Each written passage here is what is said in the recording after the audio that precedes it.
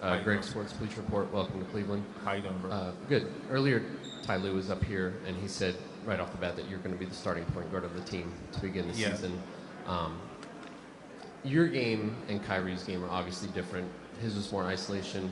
You were top 10 in the NBA in drives last year, getting to the basket. Yes. How is that going to change this team's offense from what you saw from them last year to now? I really don't know. Kyrie was a hell of a player, and the way he plays is a unique way of playing. And my job is to get guys open. Been working on my game with opening the floor. Of course, when you're playing with LeBron, you got to be ready for open shots. But I think playing in Calabasas, they saw the way that I passed the ball, and was surprised with my IQ and the way that I did pass. So it's to get guys open, and that opens up everyone on the floor. What'd you learn in your first week with your new teammates at that camp? I think just the intensity you have to play with. I'm back in a winning environment. Every day you have to bring it, and that's something that I'm used to. These last 2 years I haven't been in the playoffs, but that's cool. But just being in a winning environment and just bringing that intensity not only to the games but to practice every day.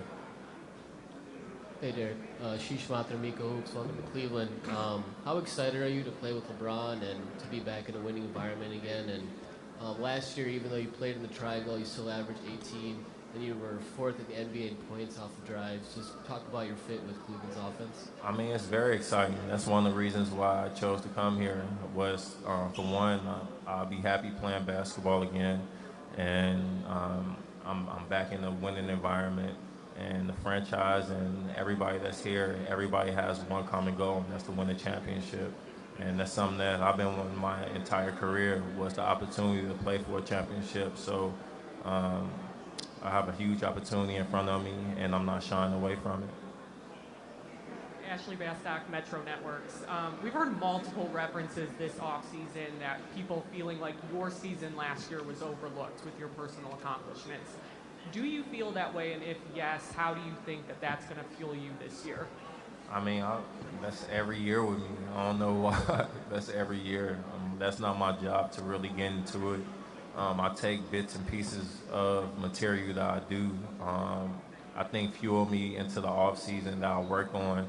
But my job is not to listen to what everybody says. Like, I'm the player. I know how good I am, and I'm 28. Like, people act like I'm 38 years old. Like, I'm 28, man. But my job, like I said, is not to brag or boast about it. It's to let them see me on the court, and they judge and make their opinions after that. Derrick over here. Hi, it's Steve Ashburner, What's up, Steve? NBA.com. Hi. You've been at the heights that this game can offer in terms of a most valuable player, trying to win a championship in your hometown, having all that extra motivation. Now you're rather below the radar for a lot of people. Yes. How has it changed things for you in terms of where you find your drive, things like that? I mean, you're not playing for 20,000 people in the United Center or the city of Chicago like you used to. I think it's the love of the game. Like, my love of the game didn't change, and I know how hard I work. Like, I really worked my butt off this summer just preparing for whatever the decision I made, and I think I made the right decision. But that drive, my passion for the game, and how much I dedicated my whole life to this, even though I don't document it or I don't put it out there for people to see. Like, in the off season, I didn't take any vacays this summer, and I put everything into my craft. So hopefully you'll be able to see it whenever I do step on the floor. But my passion and my dedication and what I sacrifice for this game, it's everything. Like, this is my life. What sort of lessons do you feel that these last 5 or 6 years have brought for you? And what do you think a young player coming into the league can learn from the ride you've had? I think these last couple of years taught me to be mindful. Just be mindful of everything. Just be mindful, because you get caught up into what everybody says and all this and that, but it's what you believe in, and I've always been a big believer in hard work pays off, and I'm a believer in myself. And for all the kids that's coming in, that's one of the things I will teach them. Like, forget about what the media says, and forget about how what's going on, like the business side of it. As long as you're grounded and as long as you believe in yourself, everything else should follow. Jason Lloyd, The Athletic. Derrick, I'm guessing it surprised a lot of people. It certainly surprised me when you took a minimum contract to come here. Yeah. I'm guessing you could have got more money elsewhere around the league. So what was it about this? Why were you willing to take much less money to come here for this situation? It was solely basketball. Like, money, I'm not worried about money. I think I saved enough. My son is fine. My family is fine. It was solely about basketball and having the opportunity that I go out there and showcase my skills and playing on this stage. We're playing on TV 40-some games this year. And, like, my question is, why not? Why not come here? Of course, people bring up the LeBron thing. You've been competing against LeBron for so many years. But you got to understand, I'm in a different stage of my career and life, period. Like, all that's in the past. I let that go with my injuries. Like, all that's in the past. This is a new start. This is a new me, and hopefully people get that. Speaking of your health, so much of your game seems to be predicated on that. Just where are you right now, health-wise and physically? How do you feel? I feel pretty good, but I said that all the years that I did get injured. You probably have to ask my teammates or the people that saw me in Calabasas. I think they were surprised with how I was moving around and how I was playing. Hey, Derrick. John Peck, WBKO Radio, Columbus. Said you were like flying under the radar last year. Do you think that because so many people think that you were under the radar last year, that it's taking pressure off of you to do what you do? Just be you, go out there and play basketball and have fun. Yeah, that's how I try to play every year, though. Every year, I kind of put pressure on myself to go out there and perform away, if that makes sense. Like, I feel like if you don't have any pressure on yourself, or I add pressure to myself, but I feel like as an athlete, you go out there with no pressure, you play lackadaisical, and that's just not me. I want to be very precise with everything that I'm doing on the floor, and I want to produce. And with coming to a team like this, of course, it's going to be kind of easy to go out there and play my game, but my job is to go out there, push guys, and it's vice versa. I want them to push me, and if anything, I will learn way more than them because they've been to the finals. They've been together for numerous years, so my job is just to come in and fit in.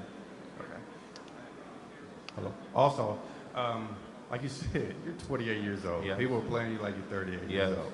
Now, you're a young guy, but you've played a lot of games, and you become older and you're wiser. Yes. How are you transitioning into more of a mentor role?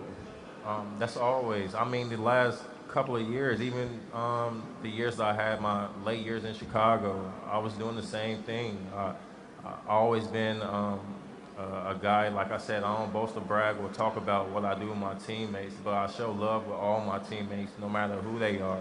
Last year, even when we were losing, I always made sure that the younger guys got together and we did do things, or I talked to them on the bus or on the airplane.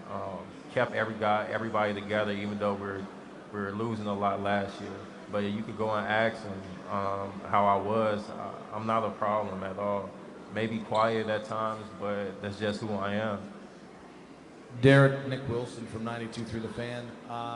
You've had such an interesting journey the past few years, from being the guy in Chicago and New York, now coming to this situation. You've also going from a team that maybe didn't have as much talent to now maybe a team overburdened with talent. Yes. How do you see yourself having to adapt in maybe a new role in a new franchise? You know, I talked about this with Ty Lue, and right when I talked to him, he told me he would want me to play my game. And playing my game opens up everyone on the floor when I play aggressive and attack the rim. And I think that's pretty much it. You know, I think I'm a good passer, a great passer, but that get overlooked with, I don't know why. But I think I'm a great passer, and my IQ of the game is high. But it's a lot of things that happened last year that overshadowed my play. Marla Ridenauer, Akron Beacon Journal. LeBron seems to be like your biggest cheerleader, or have a lot invested in kind of your season. Yes. How has that made you feel? I mean, are you kind of... It's an honor. It's an honor. I'm blessed to be in this situation. I'm very fortunate that they even considered taking me. But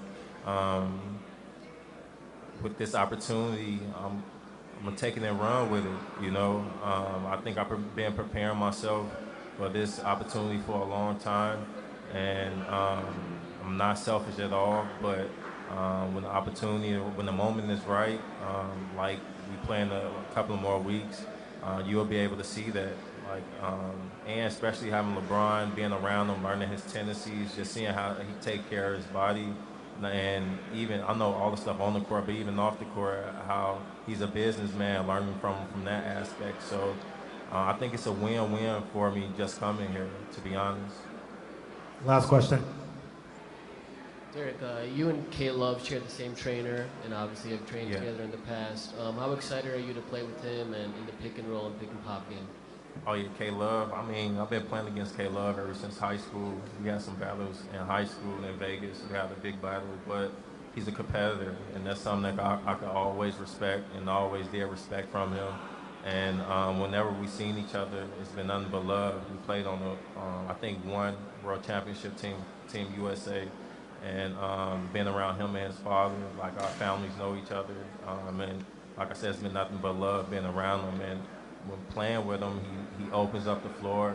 His IQ of the game is high, and the way he outlets the ball with me being on the break, that's what guards dream for, like a big like him.